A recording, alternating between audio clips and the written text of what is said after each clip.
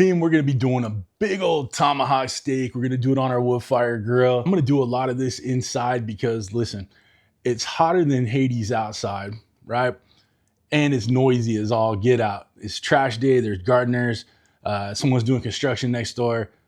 I don't wanna do it. So we're gonna do a little bit of voiceover. I got some B-roll we're coming on right now. So guys, just kind of stick with me. Listen, I've done a tomahawk steak before on the wood fire, but they were on sale at Costco. It's a prime tomahawk, so I couldn't pass it up and I couldn't wait to share it with you. And we're gonna do this thing together. We're gonna give it some good smoke. We're gonna bring it up to temperature called reverse searing. Bring it up slowly in there to about the rare side of things.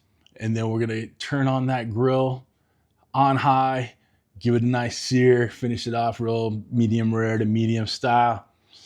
It's gonna be amazing, y'all.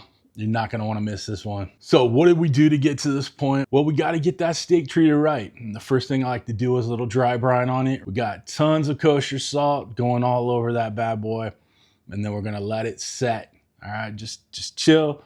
What that salt's gonna do is bring out some of that moisture, but then draw in that flavor of the salt in there, penetrate in that meat. It's the way I do steaks every time. And I suggest you do it too. So we let that steak dry brine for about 2-3 hours. Guys, I like to do it overnight in the fridge, but I didn't have the time for that today. I want that steak right now.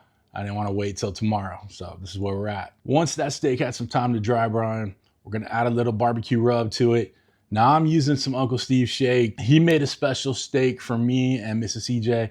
Mrs. CJ can't have the onion. She's allergic to it, so the onion powder in there jacks her up. So I got a special shake, but I'll put a link down below to his shakes and you can check them all out. I'm personally, for beef, I like the Lucky Shake, but that competition cow shake is not to be slept on. So we got that steak nice and covered all the way around, back, forth, side to side. It's a big old steak. It's almost 3 pounds, about 2.5 inches thick, so it can handle tons of seasoning. Then, of course, you know we're gonna throw our Temp Spike Plus in there. Guys, I swear by my Temp Spikes. I'll tell you what, with 600 feet of Bluetooth connectivity, I can leave that thing outside and I could be inside where it's nice and cool like Mother Nature intended, all right? So once we get in there, we're gonna set up that Temp Spike app.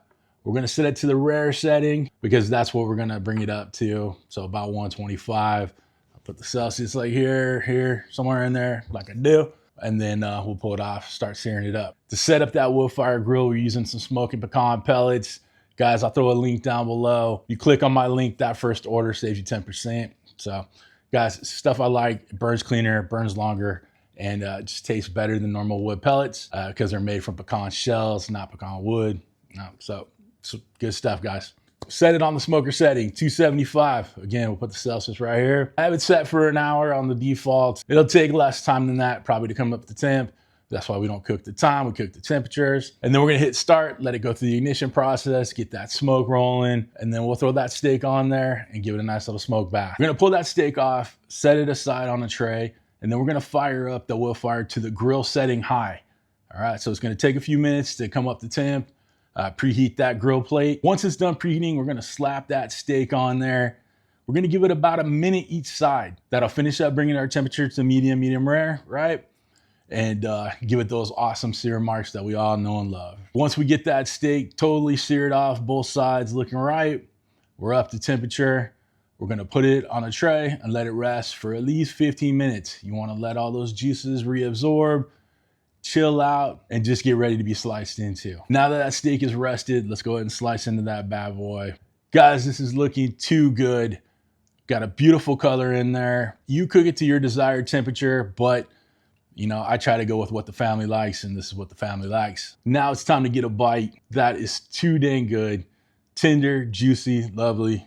You gotta love it. If you guys wanna make a big old steak like this, get yourself one of those wood fire grills. I'll have a link down below. It's an affiliate link, but it doesn't cost you anymore to use it, and it helps out your boy. For the thermometers, the knives, the pellets, all that stuff, links are all down below. If you'd like to become a channel producer like all the awesome people scrolling in front of me, people that would love to have a slice of this tomahawk, there are 2 ways to join up. Either you hit that Patreon link in my video description, or you hit that join button right next to the subscribe button, which you should have already hit by now. But other than that, guys, we're done. Listen, I hope you have a wonderful, wonderful week. Thanks for stopping by. Thanks for cooking with CJ. Take care.